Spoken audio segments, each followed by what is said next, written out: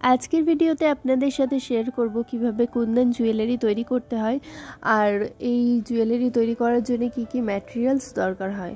এই সমস্ত ম্যাটেরিয়ালস কিন্তু আপনারা যে কোনো ম্যাটেরিয়াল সেলারের কাছে পেয়ে যাবেন যারা জুয়েলারি ম্যাটেরিয়াল সেল করে। তো যাই হোক, এখানে একটা পুঁথির চেন নিয়েছি আর নিয়েছি কয়েকটা কুন্দন। এগুলো বিভিন্ন শেপের হয় কুন্দনগুলো, আর বিভিন্ন সাইজেরও পাওয়া যায়।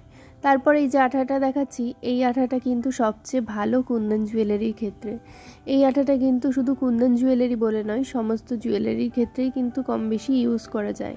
খুবই ভালো এই আঠাটা। আর এরপর আমি নিয়েছি কার্ডবোর্ড।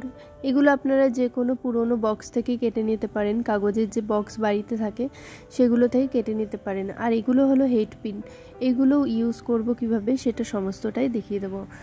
আর এখানে দেখতে পাচ্ছেন আরেকটা সাইজের পুঁথি, এগুলো ওয়াটার ড্রপ পুঁথি, এগুলোও ইউজ করা হবে।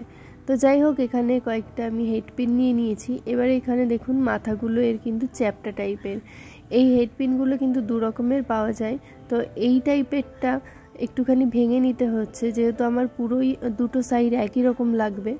আর চ্যাপ্টা পাশটা আমি ওই জন্য একটুখানি ভেঙে নিলাম। কয়েকটা হেড পিন এইভাবে ভেঙে নেওয়ার পর আমি কুন্দন নিয়ে নিচ্ছি। আপনারা যে কোনো সাইজের বা যে কোনো শেপের কুন্দন দিয়ে কিন্তু করতে পারেন জিনিসটা। এখন মেনলি কিন্তু কুন্দন জুয়েলারির যে লকেটটা হবে সেই লকেটটা তৈরি করছি। তো প্রথমে এখানে বড় সাইজের একটা কুন্দন আমি মাঝখানে বসিয়ে দিলাম। এর থেকেও বড় সাইজের কুন্দন পাওয়া যায়, আপনারা যদি চান তাহলে কিন্তু বড় সাইজের কুন্দন দিয়ে কিন্তু লকেটটা তৈরি করতে পারেন, সেক্ষেত্রে দেখতে আরও বেশি সুন্দর হবে। তো যাই হোক, এখানে একটা পুঁথির চেন রয়েছে আমার কাছে। এই চেনটাকে আমি আঠা দিয়ে লাগিয়ে নেব। তারপর বাকি যে কুন্দনগুলো রয়েছে এগুলোকে পরপর সাইডে বসিয়ে দেব। এখানে আমি যে চেনটা ব্যবহার করছি, এই চেনটার বদলে কিন্তু আপনারা যে কোনো রাইমস চেন অ্যাড করতে পারেন, অথবা কোনো চেন ছাড়াই শুধুমাত্র এই স্টোনগুলোকে বসিয়ে, মানে কুন্দনগুলোকে বসিয়ে আপনারা কিন্তু লকেট তৈরি করতে পারেন। তবে মাঝখানে এরকম চেন দিলে কিন্তু দেখতে বেশি সুন্দর লাগবে। আর আরেকটা বিষয় হলো, এখানে যে কাগজটা আমি ব্যবহার করছি বেস হিসেবে, এর বদলে আপনারা প্লাস্টিক ব্যবহার করবেন, তাহলে বেশি ভালো হবে। ফিনিশিংটাও যেরকম ভালো হবে, জিনিসটা তৈরি করতেও সুবিধা হবে।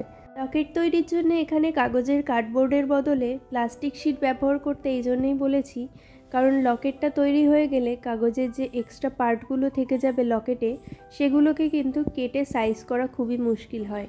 কিন্তু এর বদলে যদি আপনারা প্লাস্টিক শিট ব্যবহার করেন, তাহলে সেক্ষেত্রে কিন্তু প্লাস্টিকটার যে এক্সট্রা পার্টগুলো থাকবে লকেট তৈরি শেষে, সেটাকে একটুখানি ধূপকাঠির আগুন দিয়ে পুড়িয়ে দিলেই কিন্তু জিনিসটাকে খুব ভালোভাবে শেপ দেওয়া যাবে, আর জিনিসটার কিন্তু ভালো ফিনিশিংও হবে। তো আপনাদের কাছে যা অ্যাভেলেবেল থাকবে সেটা দিয়েই চেষ্টা করবেন তৈরি করার, তবে প্লাস্টিক শিট হলে কিন্তু সবচেয়ে বেশি ভালো হয়।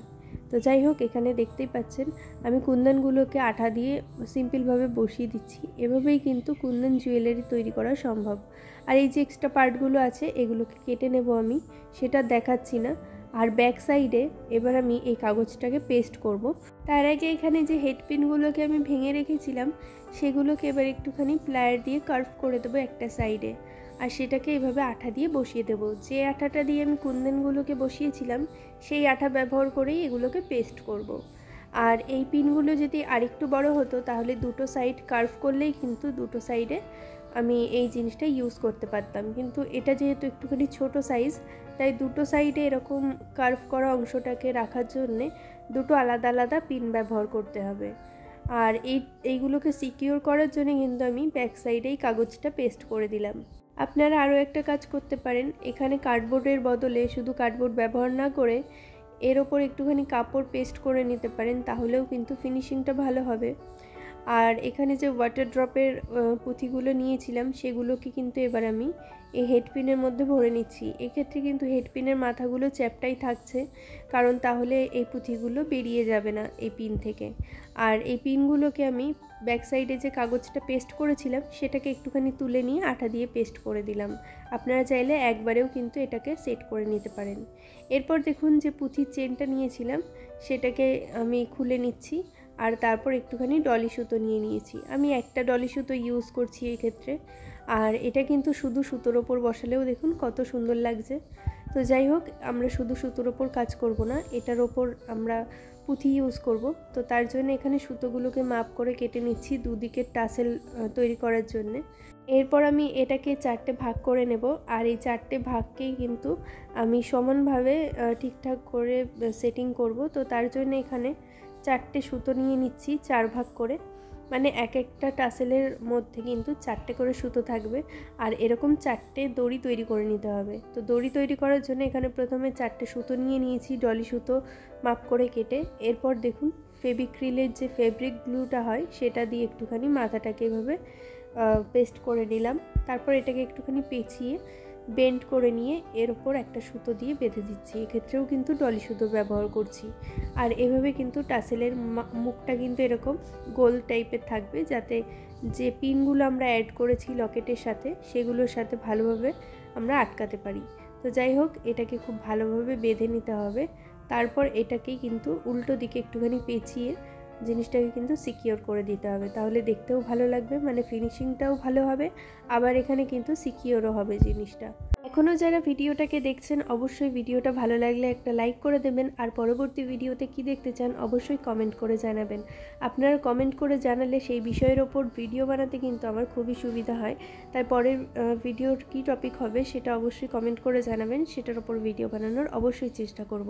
আর আপনাদের এক একটা লাইক কিন্তু অনেকটা উৎসাহিত করে পরবর্তী ভিডিও তৈরি করার জন্য, তাই অবশ্যই প্রত্যেকটা ভিডিওতেই লাইক করে দেবেন। আর যারা নতুন আছেন তারা অবশ্যই চ্যানেলটাকে সাবস্ক্রাইব করে পাশে থাকা বেল আইকনটা অল করে দেবেন, তাহলে পরবর্তী ভিডিও নোটিফিকেশান আপনাদের কাছে পৌঁছে যাবে। তখন আপনারা কিন্তু নতুন নতুন ভিডিওগুলো দেখতে পাবেন আমার চ্যানেলের।